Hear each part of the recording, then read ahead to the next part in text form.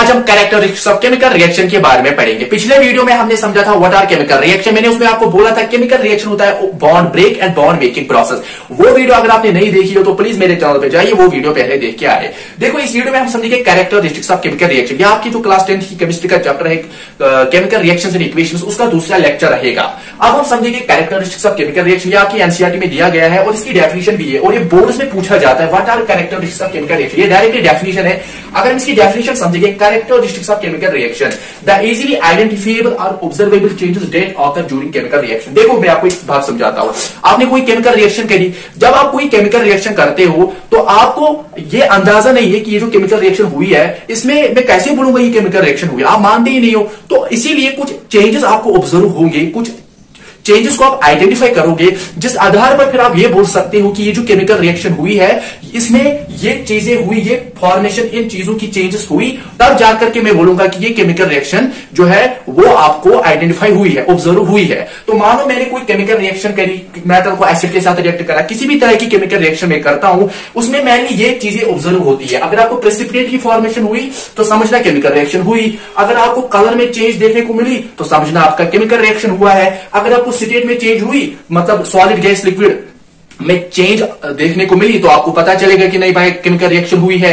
इसके साथ अगर आपको गैस इवॉल्व हो रहा है, आपने देखा कि कोई केमिकल रिएक्शन है उसमें गैस इवॉल्व हो रहा है, तो समझना आपकी जो है केमिकल रिएक्शन हुई है। तो वही मैंने बोला था इजीली आइडेंटिफाइबल और observable changes that occur during chemical reaction. जब भी कोई केमिकल रिएक्शन होती है उसमें ये कुछ चीजें होती है जिनको हम आइडेंटिफाई करते हैं, ऑब्जर्व करते हैं, फिर इसी आधार पर हम बोलते हैं कि ये जो केमिकल रिएक्शन है ये हुई है। तो मैं फिर से रिपीट करूंगा, इजीली आइडेंटिफाइबल और ऑब्जर्वेबल चेंजेस, ये इजीली और आइडेंटिफाइबल ऑब्जर्वेबल चेंजेस आती है that occur during chemical reaction, जो केमिकल रिएक्शन के दौरान होती है। अब हम इनको वन बाय वन पढ़ेंगे कि केमिकल रिएक्शन के दौरान कौन कौन सी आइडेंटिफाइबल या ऑब्जर्वेबल चेंजेस होती है। या तो केमिकल रिएक्शन में प्रेसिपिटेट फॉर्म होगा। हम एग्जांपल से लेंगे सोडियम क्लोराइड।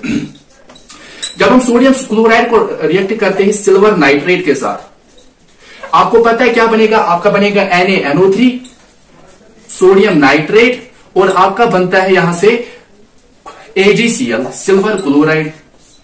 तो ये जो आपका सिल्वर क्लोराइड बनता है AgCl, ये आपका कलर होता है व्हाइट। इसका मतलब ये हुआ जब भी सोडियम क्लोराइड ने सिल्वर नाइट्रेट के साथ रिएक्ट किया, यहां पर सोडियम नाइट्रेट और सिल्वर क्लोराइड बन गया। ये जो सिल्वर क्लोराइड होता है इसका कलर व्हाइट होता है and this is your precipitate. Precipitate एक तरह का सॉलिड होता है। जब कोई केमिकल रिएक्शन आप करते हो आपको एक तरह का वो क्रिस्टलाइन सॉलिड देखने को मिलेगा। ये इनसॉल्युबल होता है, ये पानी में आपको घुलता नहीं है, इनसॉल्युबल होता है। आपको बिल्कुल आंखों से ही देखने को, आपको कोई माइक्रोस्कोप लगाने की जरूरत नहीं है, आप अपनी आंखों से इस सॉलिड को देखोगे। ये जो यहां पर बना है तो इसको देखकर आप फिर ये अंदाजा लगाओगे कि यहां केमिकल रिएक्शन हुई है। तो ये था मेरा प्रेसिपिटेट की फॉर्मेशन। दूसरा होता है कलर में चेंज आती है। कलर में चेंज कैसे आती है, आपने रस्ट रिएक्शन तो समझा होगा। आयरन आता है, आयरन जब वो रिएक्ट करता है ऑक्सीजन और एटमॉस्फेयर में जो आपका वाटर वेपर होता है H2O, तो ये आपका FeO3 that is your rust, और यहां से कुछ पानी भी इसके साथ होता है। तो ये जो ये रस्ट होता है this is your rust FeO3 with some water, ये आपका रेडिश ब्राउन कलर होता है। इसका जो कलर होता है वो होता है रेडिश ब्राउन। तो आपने कभी कभार एनालाइज किया था होगा, जब हम घर में जो लोहा होता है ना वो साफ होता है, लेकिन जब हम उसको बाहर रखते हैं, एक्सपोजर एयर में रखते हैं, तो होता है क्या है वहां पर कुछ टाइम के बाद वहां वो खराब होता है, उसमें वो कुछ रेडिश ब्राउन का कलर आता है। वो इसीलिए होता है क्योंकि केमिकल रिएक्शन हुई, आयरन ऑक्सीजन उसमें जो आपका वाटर होता है उसके साथ रिएक्ट करके आपने इसने FeO3 रस्ट बनाया जो कि रेडिश ब्राउन का कलर होता है। इसीलिए मैंने बोला कलर में चेंज आ रही है, आपकी कलर में चेंज आती है। तीसरा होता है स्टेट में चेंज आ रही है। स्टेट में चेंज मतलब कि आपका मानो पेट्रोल होता है। अभी पेट्रोल किस फॉर्म में होता है, लिक्विड की फॉर्म में होता है। जब पेट्रोल ऑक्सीजन के कांटेक्ट में आता है तो बनता क्या है CO2 प्लस वाटर। इसका मतलब ये हुआ पेट्रोल जो अभी लिक्विड फॉर्म में था कन्वर्ट किसमें हुआ, कार्बन डाइऑक्साइड गैस में कन्वर्ट हुआ।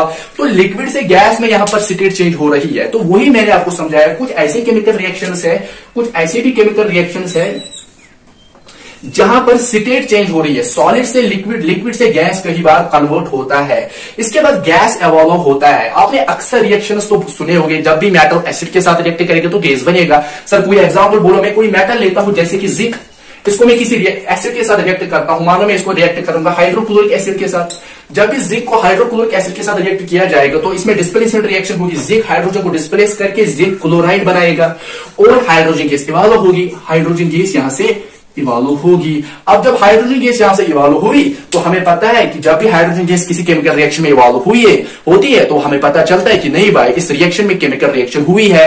तो क्यों? क्योंकि ये कुछ ऐसे ऑब्जर्वेबल आइडेंटिफिएबल चेंजेस है, प्रेसिपिटेट की फॉर्मेशन होना जैसे कि सिल्वर क्लोराइड, कलर में चेंज आना जैसे कि आपका रस्टी जो यहां पर रेडिश ब्राउन का कलर है, स्टेट में चेंज आना जैसे कि जब पेट्रोल ने ऑक्सीजन के साथ रिएक्ट करके कार्बन डाइऑक्साइड में कन्वर्ट हुआ, गैस की इवोल्यूशन होना जैसे मेटल ने एसिड के साथ रिएक्ट करके हाइड्रोजन गैस में कन्वर्ट हुआ।